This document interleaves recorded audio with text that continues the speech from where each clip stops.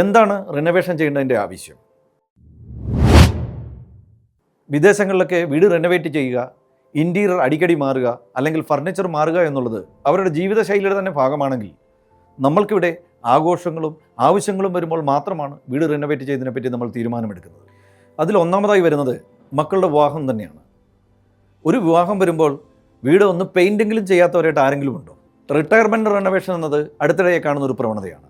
ഉദാഹരണത്തിന് വീട്ടിലെ പ്രായമായവരുടെ ആവശ്യങ്ങൾ കൂടി പരിഗണിച്ചുകൊണ്ട് വീൽ ചെയർ കയറാവുന്ന ബാത്റൂം ഉണ്ടാക്കുക തുടങ്ങിയ ആവശ്യങ്ങളുമായി എന്നെ സമീപിക്കുന്ന ധാരാളം കസ്റ്റമേഴ്സ് ഇപ്പോഴുണ്ട്.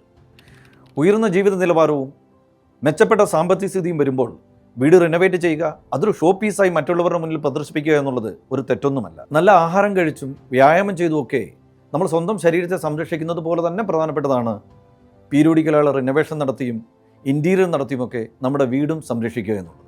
ആധുനിക ജീവിതത്തിന് ചേരാത്ത പഴയ കിച്ചനും ബാത്റൂമും ഒക്കെ ഒന്ന് റിനോവേറ്റ് ചെയ്ത് ഏറ്റവും മോസ്റ്റ് മോഡേൺ അമ്യൂണിറ്റീസ് ഉള്ള കിച്ചനും ബാത്റൂമും ചെയ്യുവാൻ വേണ്ടി മാത്രം വരുന്ന കസ്റ്റമേഴ്സും ഇപ്പോൾ ധാരാളമാണ്. ഒട്ടും അതിശയോക്തി ഇല്ലാത്തൊരു കാര്യം പറയട്ടെ, വീട് റിനോവേറ്റ് ചെയ്യണമെന്ന ആവശ്യമായി പലരും വരുമ്പോൾ അവരുടെ ആവശ്യം പരിഗണിച്ച് കഴിയുമ്പോഴത്തേക്കും നമുക്ക് മനസ്സിലാവുന്ന ഒന്ന്, അത് ഗ്രീഡ് ഫാക്ടറാണ്.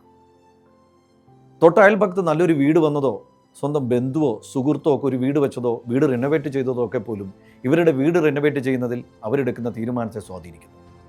അത് തെറ്റാണെന്ന് ഞാൻ ഒരിക്കലും പറയുന്നില്ല. പക്ഷേ ബാങ്ക് ലോൺ എടുത്തും കടം മേടിച്ചും അത്തരം വർക്കുകൾ ചെയ്യാതിരിക്കാൻ എല്ലാവരും ശ്രദ്ധിക്കുക.